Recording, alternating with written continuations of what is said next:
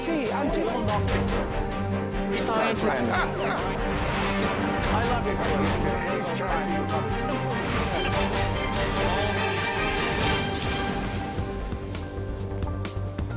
Hello and welcome to Crosstalk, where all things are considered. I'm Peter Lavelle. Leading Ukraine in the spiral of violence after a dubious presidential election, the regime in Kiev had an opportunity to start a dialogue to avoid an all-out civil war. Instead, and backed by the West, the Ukrainian oligarch known as the Chocolate King has chosen lethal force.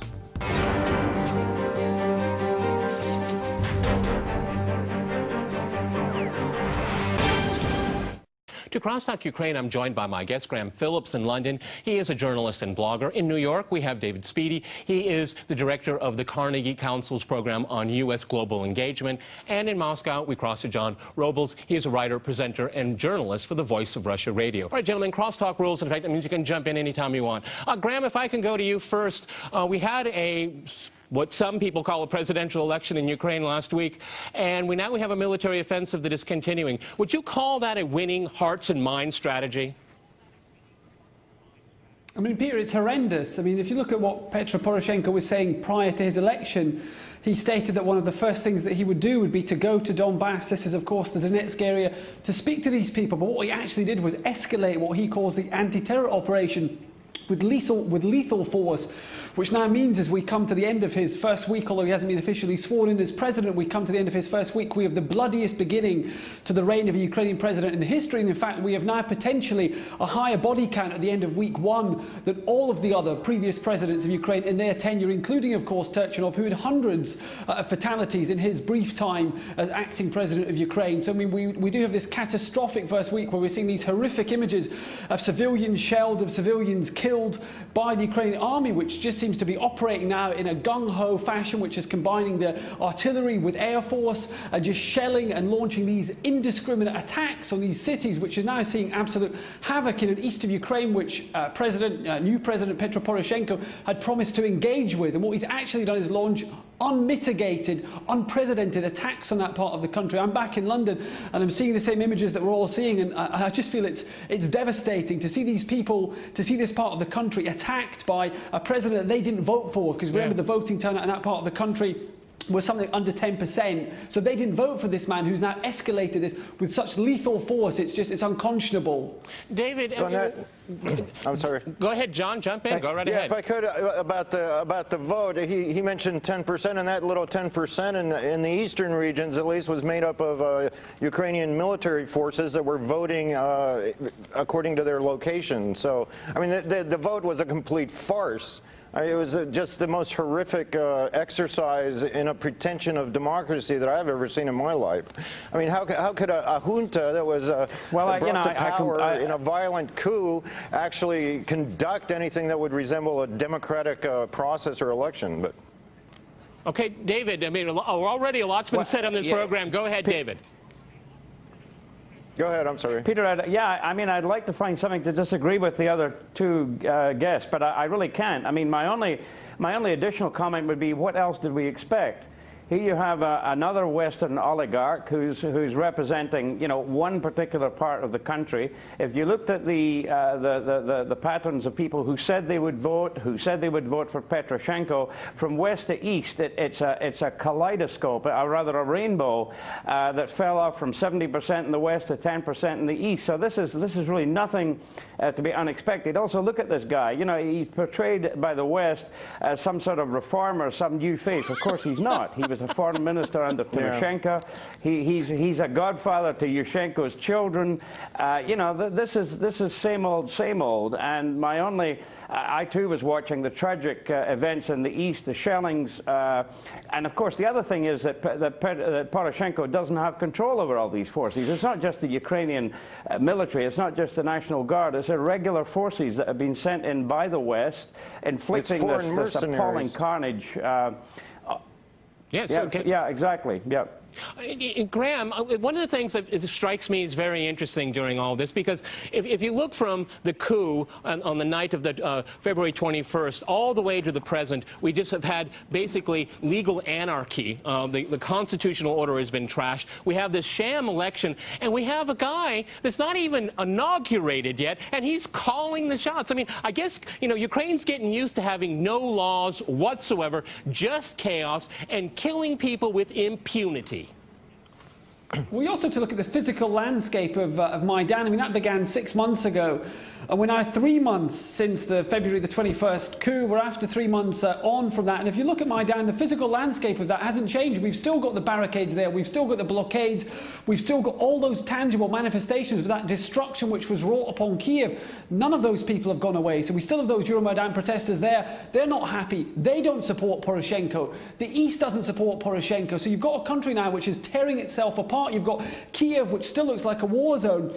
And you've got these situations, this conflict in the east of Ukraine. I mean, we're getting images out of civilians being killed, being hit by shrapnel, being targeted, lying in pools of blood in the east of Ukraine by a president that they have long accused of being, of course, a sponsor of Euromaidan. And he sponsored a Euromaidan, but he sponsored a Euromaidan that doesn't back him. He sponsored a Euromaidan which shows no inclination to remove the barricades. So in his backyard of Kiev, you still have this scorched territory looking like a battleground. And in the east, let me go to John here. We've got a lot to say here, not too much time. John, one of the interesting things that, if you look at what's going on the Maidan right now, is that they are, quote unquote, monitoring the president-elect. What in the world's that all about? Is it the same mob that intimidated Yanukovych when he fled? I mean, what are these people? Again, they have no constitutional legal role whatsoever, but they're monitoring the president-elect. What does that mean to you? Well, it's just a continuation of the intimidation. Now, you have the Western puppets in there, and they're intimidating everybody who's against their regime or their junta. And that's just another stage in the intimidation. And I think what we're missing here, I mean, we're debating the junta, we're debating how they're killing people. What I think is being missed is we should be debating that everything that has happened, including more than 2 decades of U.S. meddling in Ukraine and the overthrowing of their democratically elected government, it's all illegal. And the junta was illegal, and every single thing they have done since they've been in power has been illegal. We should be debating how these people should be brought to justice. We should be debating how the U.S. should be sanctioned instead of we're debating why are they sanctioning us. It's very interesting. Let me go horrific. Let me go to David in New York. Let me go to Peter. David in New York, Jensen. I know we've got a lot to say here. David, one of the interesting things, tragic things, is that the State Department itself seems to be completely indifferent to the fact that civilians are being killed in East Ukraine. They are indifferent to it, okay? Yeah. But they weren't when it was about Saddam, Gaddafi, Milosevic. But this president-elect can kill his own people with impunity. David, go for it. Let me go to David first. David first in New York. Yeah. Well, Peter, I wanted to say on the question of the barricades in Maidan, absolutely. One of the images this morning is Klitschko, apparently the mayor-elect of Kiev, speaking to the protesters about dismantling the barricades, and he was absolutely whistled down and jeered and laughed out of court, so to speak. So this is a metaphor for the lack of control, that even if one accepted for a moment that there are reasonable people in the interim government or incoming administration, that they're absolutely not in control of the more extreme forces. That's the whole problem. As far as the State Department's concerned, once again, we've taken our side, and we don't deviate from that position. We don't see the nuances of Ukrainian-Russian history. We don't see far less the issue of the current situation. What's reported is the helicopter being shot down. What's not reported is the people being slaughtered in Odessa a couple of weeks ago, and the shelling that's going on now. It's unfortunately very much one-sided reporting. It plays to the narrative that we want to hear. Okay. Graham, you were in Eastern Ukraine. I mean, I want you to please tell our audience here about these people. You lived among them. You reported about them. Give us a flavor of it here, because I think, Western media has these people as having no agency, faceless. They just do what, quote unquote, Putin says, and all this other nonsense. Give us give us some flavor of what kind of people they are. Yeah, it's really tough for me. I mean, I'm back in London, and as you can see, I'm safe. I'm in civilization. I'm in a society which is structure and where everything is, life is normal. And I have a certain amount of, to leave the country, it wasn't especially my choice as it transpired as events. And it feels difficult to be here because I've got people that have left back there in Sloviansk that I've come to know for a long period of time. I was there for almost 2 months. And I know the situation that they're in, that their predicament, that their plight, that they're living under the daily threat of shells and bombs raining down in their apartments, and they're having to see the most grotesque things that people shouldn't see. You shouldn't have to see these things. In a society, in a civilized society, you shouldn't have to see innocent civilians lying in pools of blood. You shouldn't have to see houses and apartments completely just bombed, destroyed, ruined. You shouldn't have to face these things. You shouldn't have to face a town that's blockaded by the Ukrainian army. You shouldn't have to face now shortages of food, a humanitarian crisis. And I speak to people there every day. I know a lot of people have fled the city, have left the city, but some are hanging on because they've got nowhere else to go. And they say, where else can we go? And I know these people. These are just decent, good people. They didn't support Euromaidan. They didn't support the junta that we have. They just want the things that you want, that I want, which is a normal, decent life with their culture, with their custom, with their history. But they're not going to get it. Unfortunately, come on, let me go to John here. John in Moscow here. But Victoria Nuland's taking a victory lap right now. She's quote unquote won. Disgusting, yeah. Apparently she has. I mean, her narrative in that that famous intercepted telephone conversation with Ambassador Piet, everything played out exactly how they planned it. I mean, the only thing, they have no reasonable understanding of the people in the countries that they continue to destabilize and install regimes, just like they did with the Ukrainian people. They didn't know who they were bringing into power when they empowered and trained and funded and backed the right sector. Their main goal was putting this group into the government to install their junta for the military goal of installing NATO missile elements in Ukraine. That is their goal. They don't care one iota about the people. I think that was more than anything underlined today by Turchinov today. They downed a helicopter and he asked for a moment of silence for the crew of the helicopter. There was never a call for a moment of silence for the over 100. Gentlemen, I have to jump in here. Spirited debate. We have to go to a short break, and after that short break, we'll continue our discussion on Ukraine. Stay with RT.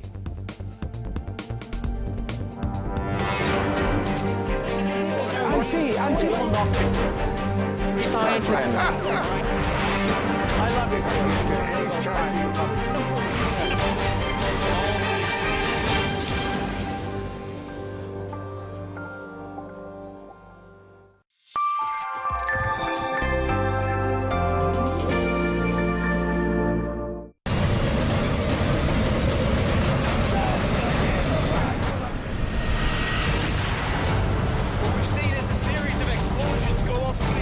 Trying to clear out the square. As you can see, a lot of people. We're going to be moving this. It's a genuine war zone here. Like a saboteur. This is surely changing every minute.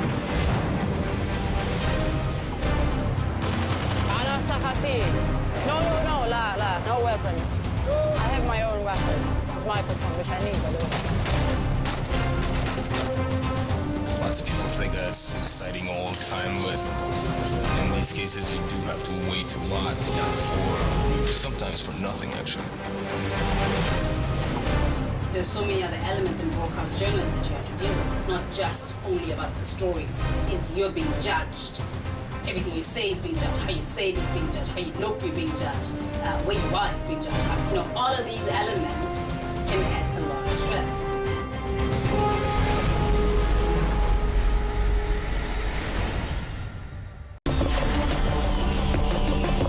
Right from the scene.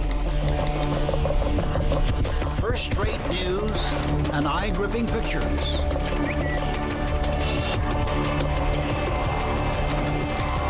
On our reporters' Twitter and Instagram.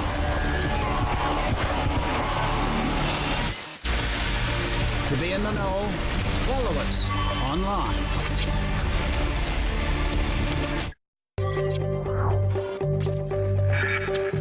Dramas that can't be ignored.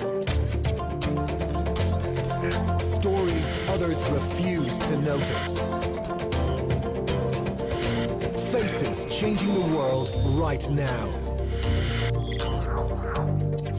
A full picture of today's news.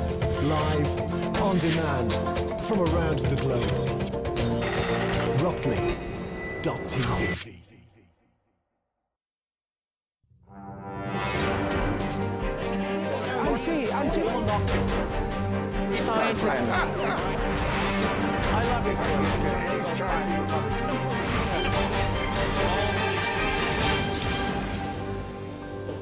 Welcome back to Crosstalk, where all things are considered. I'm Peter Lavelle. To remind you, we're discussing the crisis in Ukraine.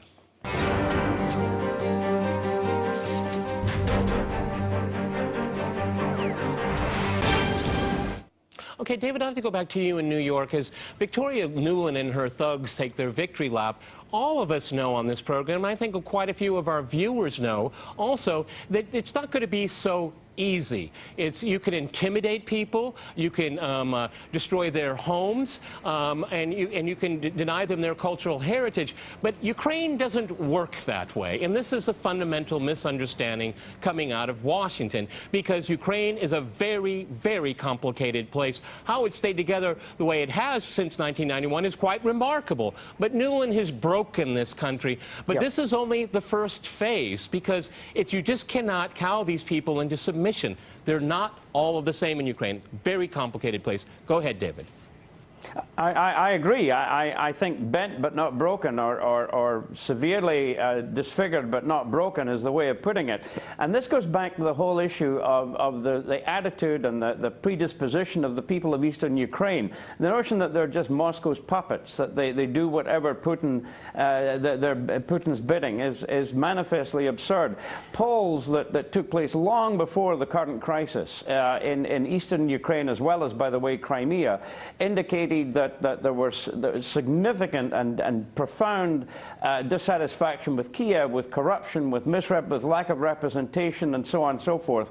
And what was most revealing was that the same percentage of people who voted for, or who expressed the desire for independence, for more autonomy, something in excess of 55%.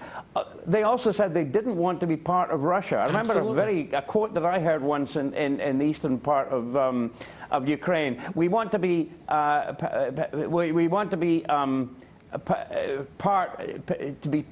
of. No, they wanted their voices to be heard. Be friendly with Russia, but not part of Russia. Absolutely, absolutely. Yeah. So this notion that they're simply doing whatever Putin bids is absurd, and I think that speaks, as you say, to the long haul nature of this. It's not the end game by any means. The resistance will continue. It's not dictated by Moscow. It's generated within the eastern Ukraine itself.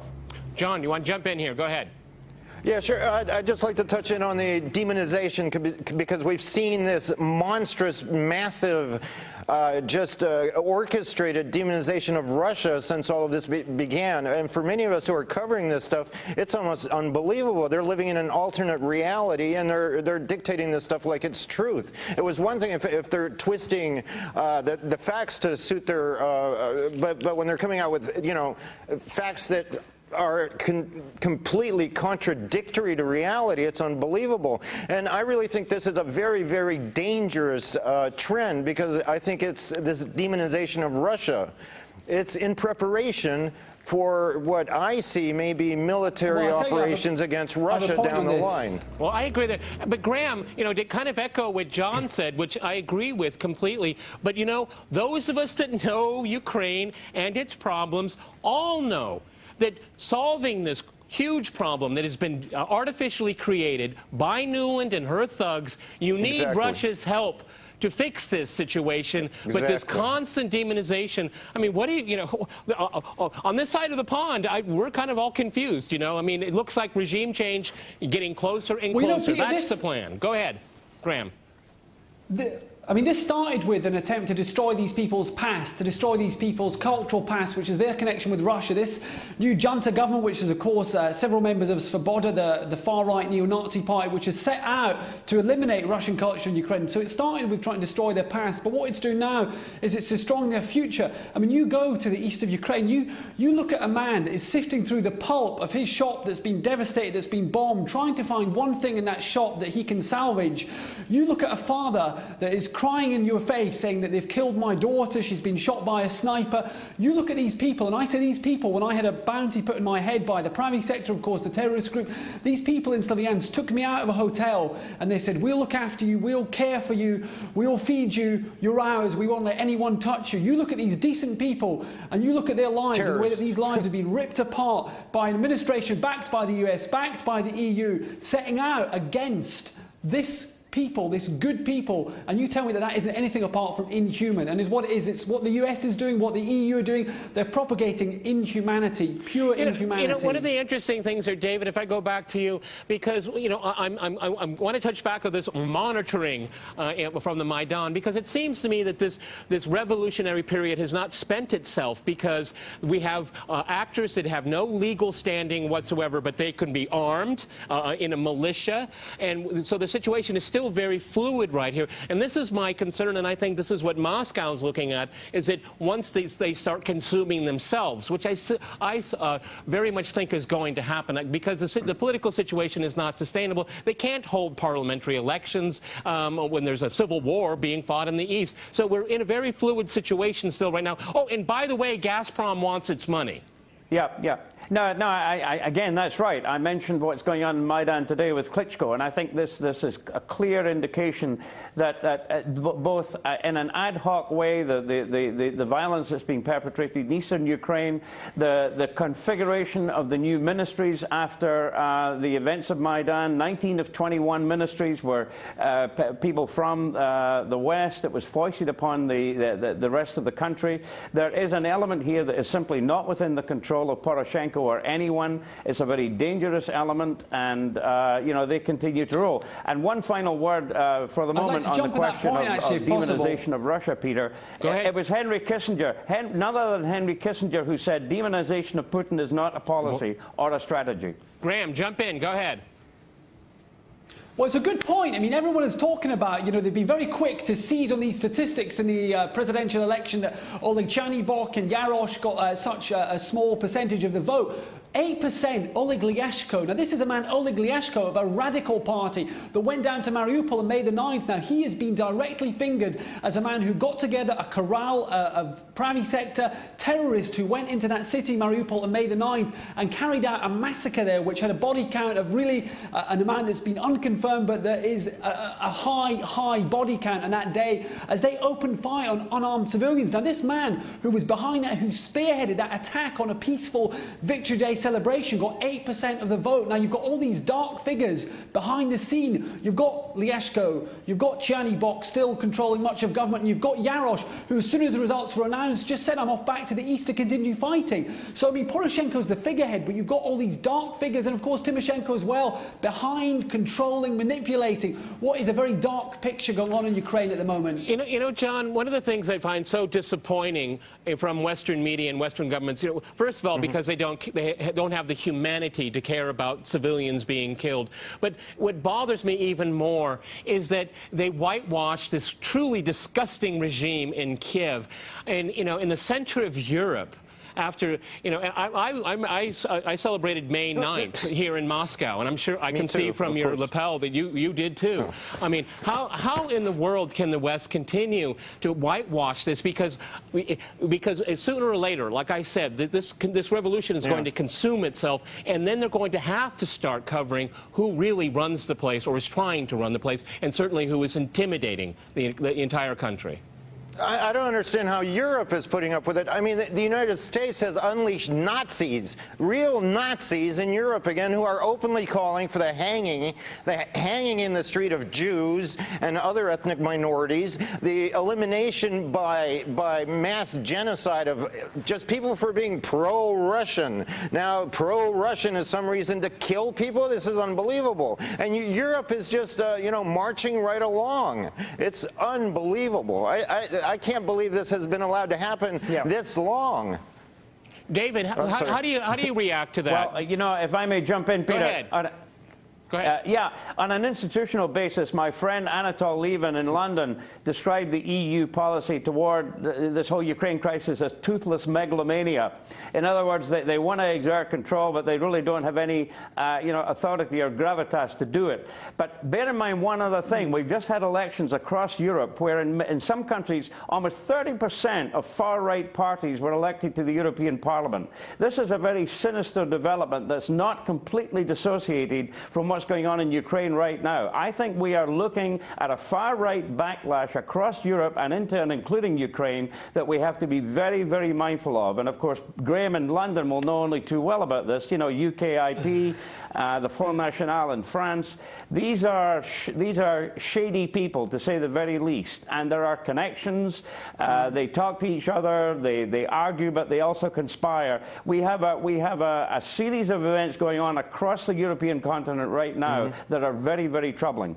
Okay, Graham, you want to jump in there? Go ahead. I'd like to say in that London... Go ahead. Well, I'd like to say we had our Prime Minister David Cameron in Brussels the other day speaking about the EU having got too big, too bossy and too interfering. So I really feel that we've seen in London and England, in the UK, a real distancing of ourselves from endorsing this EU position, which is, as we can see, for example, by exponents such as Carl Bildt, 100% behind this unelected government, which now has really on top of an unelected president. And there's this idea behind it, underpinning, that you have some sort of reset button, that you can just revert to Ukraine as it was. You look at that situation, the blood that's been spilt, the devastation that's been wrought in people's lives, and the fact that you speak to people there in east of Ukraine, in Donetsk, and they say to you now, with the Ukrainian passport, I hate Ukraine, I hate my country, and you understand that there's no going back to as it was, there's no reversion. It's this simplistic ideology that the EU have, that somehow you can just put it back to all as it was before. It's never going back, and it never can. John, of course last they hate word. their country. Go ahead, Of course they hate their country. Their country is killing them. Their government is killing their own civilians. It has got to stop. It is a crime of just historic proportions. Well, you're not going to get much traction from the White House or the State Department. Sorry, gentlemen, we've run out of time. Many thanks to my guests in London and New York and here in Moscow. And thanks to our viewers for watching us here at RT. See you next time, and remember, crosstalk rules.